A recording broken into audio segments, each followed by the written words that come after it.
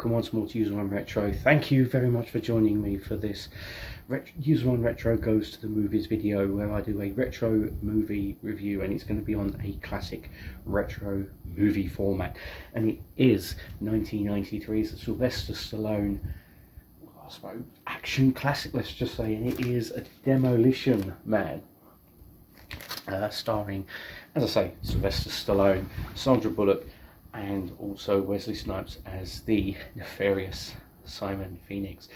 Now, the storyline concerns Sylvester Stallone's John Spartan being framed for the murders of a busload of passengers who, in actual fact, had already been murdered by Simon Phoenix, and he finds himself in cryo freeze along with said criminal.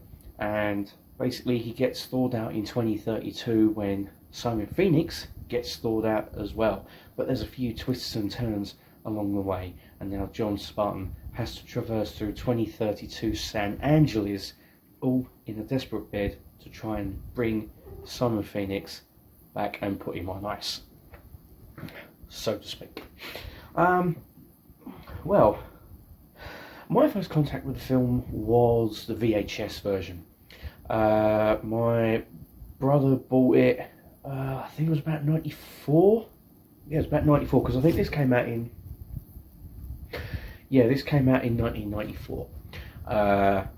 And yeah, as I say, he brought the VHS, and I think it was about $10.99 at the time. He bought it in Martin's in Epping, which sadly pretty much no longer there.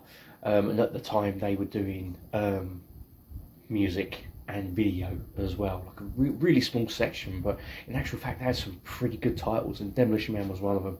And he bought it, and we watched it. I think we watched it that very night, all of us, and it blew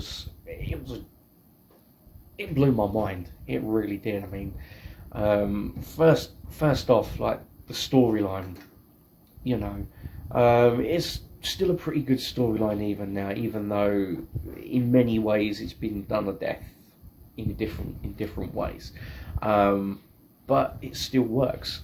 It really does. And you know, the setting of San Angeles, it's basically the merging of San Francisco and Los Angeles after, like, apparently like a big earthquake in I'm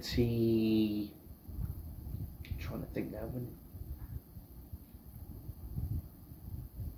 I think it's supposed to be like the early 2010s or something. And basically when he finally does get thawed, the whole of like America, or the area, is kind of like a more serene, you know, everyone's happy with everyone, everyone's jolly with everyone, you know, there's no violence, there's hardly any crime, you know, that kind of thing. It's basically, I suppose you could say it's like paradise, but everyone's told what to think, what to drink, what to eat, what to wear, and all that, and all these rules of contact sports have been outlawed, along with meat, smoking, salt, and anything that's bad for you. So basically, yeah, you're being told what to eat, what to drink, and, you know, what to do. And also, sex is outlawed as well, as Sandra Bullock explains about halfway through the film. I think the cast in this are basically on top form. I don't think they could have got anyone else to be John Spartan. I think basically Stallone makes the role as only Stallone can. Sandra Bullock is great as Lenina Huxley, his partner in the San Angeles Police Department. She gets some funny lines as well, and basically just the way they act around him, you know, it's hilarious. It really is. And there's even one bit as well with the whole no toilet paper and you have to use 3 seashells. That whole thing, at the time I was like, well, how does that work? And it wasn't until a few years ago that someone had actually come up with a theory that basically, and I'm sorry if you're watching this while you're eating or whatever, it's not my it's not an attempt by me to make you feel sick, I promise.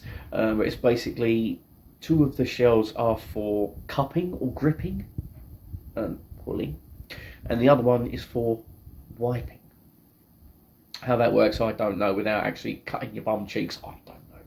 But yeah, that was the theory behind it. And basically, it's just the funny scene of when he's like basically starts swearing just off the cuff, because that's not allowed either. That's a big no-no. He basically goes up to the machine that hands out the fines and that, and he basically swears so much he gets a massive wad of paper, and he basically goes to use it in the toilet. That's still one of my favourite scenes. It's just hilarious. You know, I think this is one of those films where it definitely does deal with certain like themes of like pacifism or something like that. Anyways, but anyway, no, sorry, I'm getting off track. Off kilter. So yeah, then you've got Wesley Snipes as Simon Phoenix. Now, I like Wesley Snipes. You know, I mean, there have been reports of him being quite difficult to deal with in the Blade movies, especially number 3. But I mean, I like him. You know, he's great in Passenger 57. He's great as Blade. He was good in, I think it was Expendables 3. And in this, he's just basically let loose, and he's bonkers in it, and he's absolutely brilliant. Probably one of the best villains that I've ever seen on film. Wholeheartedly,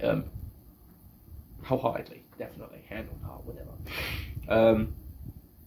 You know, some of his lines and his one-liners and that. You know, he gets some crackers. He really does. I mean, that's not to say that Stallone doesn't get some good lines as well, but I think his are just a notch above, definitely. I mean, the supporting cast are great as well. I mean, Denis, Leary as Edgar Friendly, who you find out that Phoenix has been thought to basically kill because Raymond Cocteau, who's basically created this whole Serene Society, he feels threatened by Edgar Friendly's, you know, more kind of 90s way of life, 80s, 90s way of life, you know. And yeah, you've got Benjamin Bratt as I can't remember his name in it, Alfredo Garcia, and you've got Bob Gunton as the police chief, and he's pompous. He's a twit. He's definitely by the book. He doesn't agree with Spartan's methods of apprehending bad guys and so forth. But he's quite funny as well when he basically comes to blows with Stallone's character. And even though he's only in it for a few minutes, I think Rob Schneider's good as well. You know, I mean, I know many people turn around and say they didn't like him very much in Judge Dredd. I didn't mind him, you know, and I think he's pretty funny in this as well. You know, especially when he says about he doesn't know how to use the 3 seashells, and he literally just laughs his ass off and like everyone else does, while Stallone's just standing there like this going, like all serious face, as if to say, I'm gonna slap you silly. And he's basically, well, I can see how that would be a problem. You know, it's just great performances all around. It really is. I mean, also the opening sequence, you know, where it's supposed to be like the then future 1996, so it's basically like 3 years in the future. You know, it's one part of LA that's become a bit of a war zone. The Hollywood sign's on fire, and there's like I think it's like a Chinook helicopter comes over the top while like everything's aflame and that, and you know, Stallone basically attaches like a bungee cord to himself. He bungee jumps out of the helicopter, and like shoots bad guys before literally undoing the cord and just running around and just letting loose, punching, shooting, and basically giving the bad guys a good scene to, you know, good smacking. I think that's probably one of the most impressive openings to an action film that I've seen.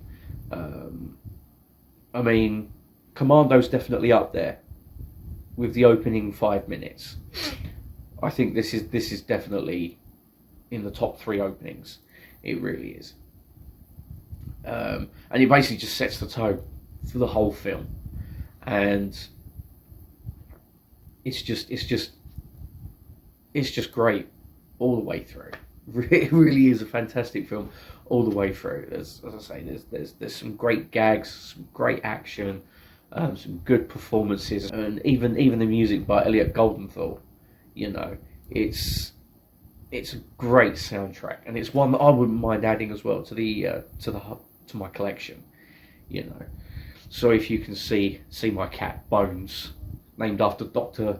Leonard Bones McCoy from Star Trek. He's a bit of a clumsy clot. He really is. You know, he was on the table earlier on in a bed, and he stood up, and the whole bed just literally fell off the table while he was in it. There's been times when he's walked along the back of the sofa and he's fallen off. He's walked along the top of something and he's fallen off. He's not that graceful. He really isn't that graceful. But no, I mean, this transfer, it is actually pretty good. It is really decent transfer. Sounds pretty good on it as well. But I think, I mean, it's literally the only version on Laserdisc. You know, there's no full screen version like the VHS. It's just widescreen. Apparently, this version is prone to rot. I'm hoping that isn't the case with this one. We got lucky. It's actually the same with many of Warner's releases between about 90 and 96. Specifically, I think the first 3 Lethal Weapon films. Eraser is a very notable rotter as well, and this one, sadly. But I mean, as I say, we seem to have got lucky with this copy that there's not been any rot yet. So fingers crossed it stays that way. But there's also 2 versions of the film. Only 2 slight changes. And they reference the franchise wars, or supposed franchise wars. And basically, here in the US, their version actually says Taco Bell. All the signage is Taco Bell and everything. But in Europe and the UK, it's actually changed to Pizza Hut. But then when the Blu-ray came out, it used the same master as the US version, and I think it restored the Taco Bell. I think. But the French version still had Pizza Hut, because I've got it in the Ultimate Stallone Blu-ray Steelbook box set of like the 5 Stallone films, and it, as I say, it's got the Pizza Hut overdub. But I mean, it would be nice to have both versions. But no, it is still a great film. It's a great way to spend 2 hours. If there's nothing else on the telly, bung it on. You know, and just guaranteed a damn good time. Really good time. I honestly, I still can't recommend this enough. You know, this is definitely one of my favourite Stallone films. I think it's definitely in my top 5, I would have to say. First Blood's number 1. This would have to be number 2. Over the Top would be number 3. Rocky 4 would be number 4, and Rocky would be number 5. Anyway, Demolition Man, still highly recommended after all these years. Get the DVD, get the Blu-ray. If you can get VHS, get a VHS copy. This is one film that I would love on 4K with a load of special features. You know, even if it comes out through Shout Factory or Arrow Video, you know, it would be fantastic to have a retrospective documentary, any deleted scenes, any old, like, behind the scenes and stuff like that, trailers, interviews, stuff like that. It's crying out for a collector's edition, as I say, with a boatload of special features. Why it hasn't been done, I don't know, because even the bog standard Blu-ray, or even the HMV steelbook that came out not that long ago, it's just a rebranding of the original Blu-ray, and all there's on it is just, I think it's just a commentary and a trailer. That's it. There's no deleted scenes, there's no documentary, there's no nothing. It's pretty much just a ho-hum disc, you know. But Warner, if you're not going to do it, give it to someone who will do it justice. Get it released on 4K. It needs a 4K release, please. I beg you. It's such a great film. It really is a great film, and it needs to be done justice. It really, really does need to be done justice. It needs to be done so. Really does. Not all this re-releasing Texas Chainsaw Massacre like 6 or 7 times. None of this re-releasing like these Italian films that have already been released about 4 or 5 times, or Hellraiser, or Psycho, or even like The Exorcist or The Shining and that, even though they are classics. This needs 4K re-release. It needs a proper remaster. It needs both versions, either with the Taco Bell or the Pizza Hut, like, you know, both versions of the film, and loads of supplemental material. It's crying out for it. Needs to be done. It really does. I was going to end this video there, but I think I'll talk a little bit about the game. I know I'll put it in my top 5 movie to game conversions. But no, I'll just talk about the game a little bit that came out. It was on the SNES, Mega Drive / Genesis, and also the Sega CD here in the US. It didn't get a UK release, sadly. If it had done, I probably would have snapped that up. It's just a shame I didn't pick it up on the Mega Drive at the time. I did get it on the Super Nintendo. But my copy went walkies, and I don't know where it went, so I had to get a reproduction SNES copy, which I'm happy to have, but I would love the original. It's a fantastic game. Two kinds of gameplay styles: side-scrolling shooter and overhead scrolling, with you having to go through like the museum and all this, that, and the other, and take down the bad guys and save the hostages and that. Loads of weapons to pick up, loads of throwables, throwable explosives like grenades and sticks of dynamite and whatnot to pick up, loads of people to shoot, and if you shoot Simon Phoenix on certain levels, you get extra lives, which is a brilliant idea, considering how tough Crazed is, which is the second difficulty level. I mean, the good thing is, if you do Calm, you get to play the first few levels just to ease you into it, and then it says if you want the full experience, go to the next one. So it's like, in one way, that's a good thing, because even though the first difficulty level is easing you into it, it's just giving you a taster. So it's like, now you've done these few levels, have a go at Crazed, see how far you can get. So it's like, it's challenging you to do better with yourself, which is great. It's brilliant. But then on the other hand, it would be great to play the whole game in Calm, you know, so you can actually just enjoy it and not have to run around frantically blowing the arse off of everything and anything, you know, and sundry. But no, the Mega CD version, I played it not that long ago on emulation, and the graphics are the same as the Mega Drive and SNES version, so there's no real uptick in them. But what it does do is it upgrades the sound effects not by much, and it's mainly on the speech.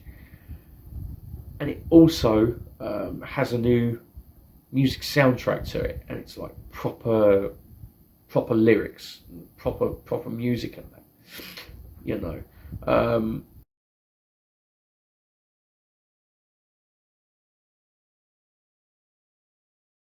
And while it is still a good game on the Mega CD, I just think that they could have upgraded it a bit more on the graphical front. I don't know how, but they could have, they could have done that. And unless they did, because I never got that far in it, added a few more levels, that would have been pretty good. But no, if you can. Well, I don't think you'll be able to get a copy cheap enough unless you just go cartridge only. I mean, especially here in the States, cartridge only copies can be about $20-25, which is about 20 quid, which isn't bad in the grand scheme of things, considering you think the PAL version on the Mega Drive on cartridge only goes for about 45-50 quid. So you're best off just importing. But yeah, if you can get a hold of the game as well, the game is. It is definitely one of the better movie to game conversions, in my opinion. I'd definitely get a copy if you can and get it played. It's top notch stuff, it really is. So anyway, that's it for this video. Stick around for the next video, no matter what it is. Until then, this is USR1 Retro saying thank you very much for tuning in. Stay safe, be well, and look after one another. This world needs more kindness in it, I think, definitely, without a shadow of a doubt. So until then, this is USR1 Retro saying goodbye for now.